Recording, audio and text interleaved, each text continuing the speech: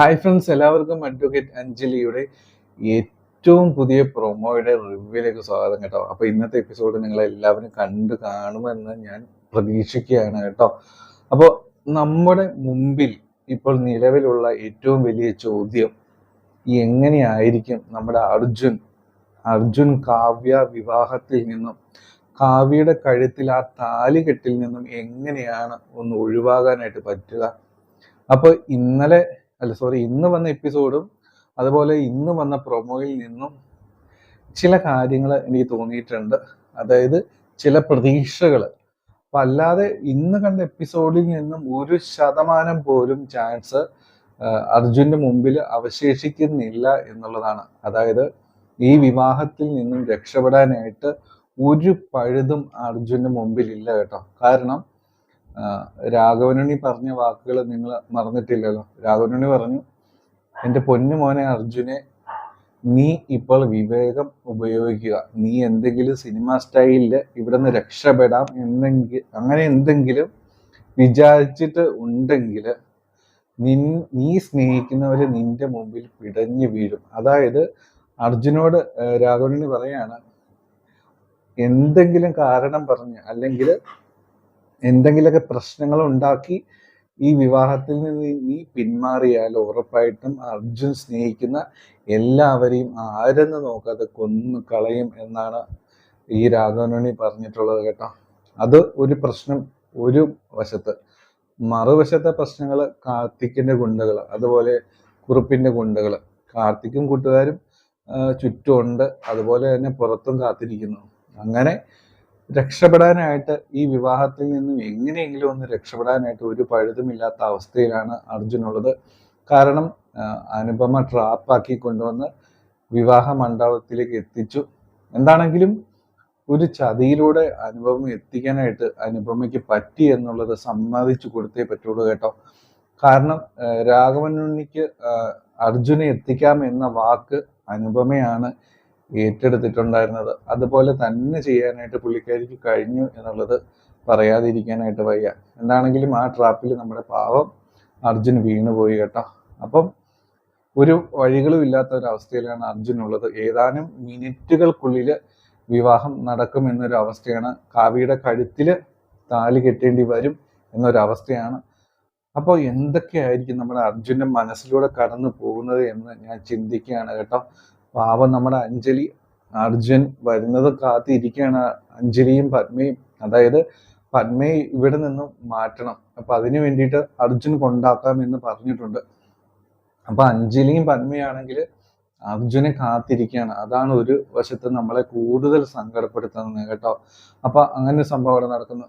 പിന്നെ വേറൊരു സംഭവം എന്താണെന്ന് വെച്ച് കഴിഞ്ഞാല്, അതായത് നമ്മുടെ അർജുന് മനസ്സിൽ കുറച്ചധികം കാര്യങ്ങൾ കടന്നു പോകുന്നുണ്ട്. അതായത് എങ്ങാനും കാവ്യയെ വിവാഹം കഴിക്കേണ്ടി വന്നു കഴിഞ്ഞാൽ അഞ്ജലിയെ ഓർത്തിട്ട് ഇനി ജീവിച്ചിരുന്നിട്ട് കാര്യമില്ല എന്നൊരവസ്ഥയിൽ നമ്മുടെ അർജുൻ. അതുപോലെ തന്നെ ഇപ്പം തന്നെയും കാത്ത് പത്മയും കൂട്ടി അഞ്ജലി കാത്തിരിക്കുന്നു. അവരെന്ത് ചെയ്യും? തന്നെ ആ ഒരു വിശ്വാസം ഇതോടുകൂടി നഷ്ടപ്പെട്ടു പോകുമല്ലോ. പാവം, അതുങ്ങൾ അവിടെ കാത്തിരിക്കുകയാണല്ലോ. അങ്ങനെ കുറെ അധികം കാര്യങ്ങളാണ് നമ്മുടെ അർജുന് മനസ്സിലൂടെ കടന്നു പോകുന്നത്.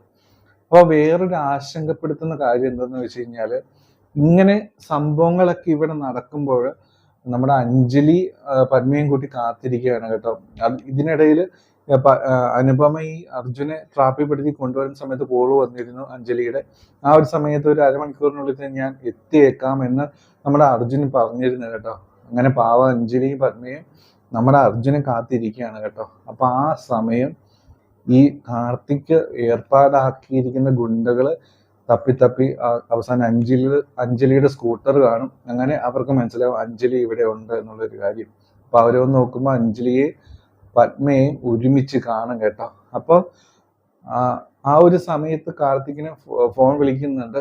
അതായത് കാർത്തിക്കിനോട് ചോദിക്കുന്നുണ്ട് എന്താ ചെയ്യേണ്ടതെന്ന്. അപ്പോൾ പറയുന്നുണ്ട് കാത്തിരിക്കാനൊക്കെ എല്ലാം കൊടുക്കുന്നുണ്ടെന്ന് തോന്നുന്നു. അതായത് കല്യാണം കഴിഞ്ഞു എന്ന് ഉറപ്പാക്കിയതിന് ശേഷം എന്തെങ്കിലും ചെയ്യാം. അതായത് അഞ്ജലിയായിട്ടൊരു മുടക്കവും വരുത്തരുത് എന്നാണ് കാർത്തിക് ഉദ്ദേശിക്കുന്നത്. അതുപോലെ തന്നെ നമ്മുടെ പത്മയും അഞ്ജലിയും ഇല്ലാതെയാക്കണം എന്നൊരു തീരുമാനത്തിൽ തന്നെയാണ് ഗുണ്ടകളെ ഈ കാർത്തിക് അയച്ചിട്ടുള്ളത് കേട്ടോ.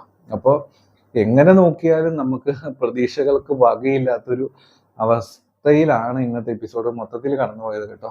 എന്താണെങ്കിലും അത് മാത്രമല്ല, കാക്കാത്തി പറഞ്ഞിട്ടുണ്ടായിരുന്നു ഒരു മരണവും ഒരു വിവാഹവും നടക്കുക എന്നുള്ളത്. അതാണ് നമ്മളെ കൂടുതൽ ആശങ്കപ്പെടുത്തുന്നത് കേട്ടോ. എന്താണെങ്കിലും ഇന്ന് വന്ന പ്രൊമോയുടെ റിവ്യൂലേക്ക് നമുക്ക് പോകാം കേട്ടോ. അപ്പൊ ഇന്ന് വന്ന പ്രൊമോയിൽ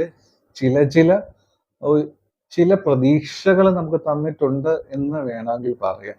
ആ പ്രതീക്ഷകൾ എന്താണെന്ന് വെച്ച് കഴിഞ്ഞാല്, നമ്മൾ പ്രൊമോയിൽ ആദ്യം കാണുന്ന സീൻ എന്ന് പറയുന്നത് അത് വിവാഹത്തിന് വേണ്ടിയിട്ട് തൻ്റെ കഴുത്തിലേക്ക് അർജുൻ താലി കെട്ടാനായിട്ട് പോവുകയാണ് എന്നുള്ള സത്യം തിരിച്ചറിയുകയാണ് കാവ്യ. അപ്പൊ അതിന് സന്തോഷത്തില എക്സൈറ്റ്മെന്റിലാണ് കേട്ടോ പുള്ളിക്കാരി ഉള്ളത്.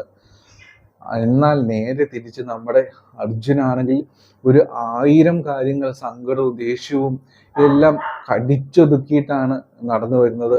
അതായത് വിവാഹ വേഷത്തിലേക്ക് മാറ്റിയിരിക്കുന്നു നമ്മുടെ അർജുനെ. എന്നിട്ട് കാർത്തിക്കും ഗുണ്ടകളും കൂടി ചുറ്റും നിന്നിട്ട് അർജുനെ ഇങ്ങനെ മണ്ഡപത്തിലേക്ക് കൊണ്ടുവന്ന് ആനയിച്ചു കൊണ്ടിരിക്കുകയാണ് കേട്ടോ. അങ്ങനെ ഒരു സീനാണ് ആദ്യം നമ്മൾ കാണുന്നത് കേട്ടോ. അർജുനെ കാണുമ്പോൾ തന്നെ നമുക്ക് സങ്കടം തോന്നും, ഇനി എന്ത് ചെയ്യും എന്ന് നമ്മളൊന്ന് ആലോചിച്ചു പോകും കേട്ടോ. പ്രൊമോയിൽ നമ്മൾ രണ്ടാമത് കാണുന്നത് ഈ ശംഖുചക്രം തറവാട്ടിൽ ഒരു ഈച്ച പോലും അറിയാതെയാണ് ഈ അർജുൻ കാവ്യ വിവാഹം നടക്കുന്നത് കേട്ടോ.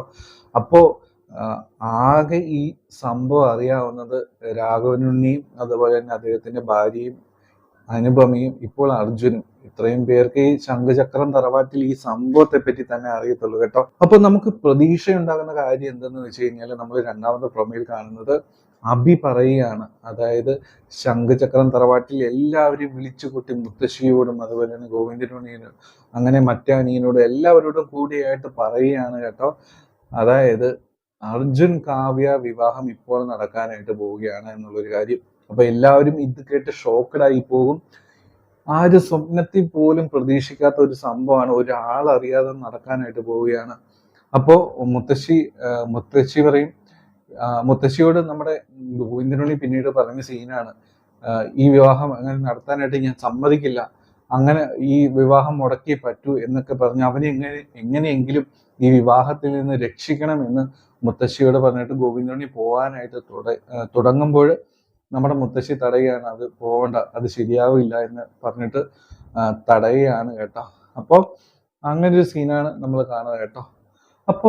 വേറൊരു സംഭവം എന്തെന്ന് വെച്ച് കഴിഞ്ഞാൽ, നമുക്ക് പ്രതീക്ഷ നൽകുന്ന ഒരേ ഒരു സംഭവം, ഈ വിവാഹം മുടങ്ങാനായിട്ട് ഒരു സഹായിക്കാനായിട്ട് അർജുന ഒരു പക്ഷെ അഭി ആയിരിക്കും എന്ന് എനിക്ക് തോന്നുകയാണ് കേട്ടോ.